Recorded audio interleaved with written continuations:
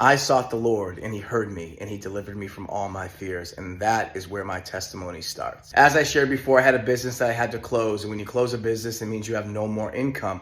And when you have no more income, you then have to start making decisions on what bills you are going to pay and what bills you are not going to pay. So as days turn into weeks and weeks turn into months of me still trying to find a job and not finding one, my credit was being destroyed. Thankfully, one of my cars is fully paid off. But when I was driving in a few weeks ago, I had this thought like, Lord, please let this car last me another 2 to 3 years, because if anything ever happened, I would not be able to get a new car. And then that fear came to reality when someone crashed into my car and totaled my car and left me without a vehicle, and now I needed to get a new one with horrible credit. And it is in these moments where you have to completely surrender to God and cry out and say, Lord, there is nothing I can do.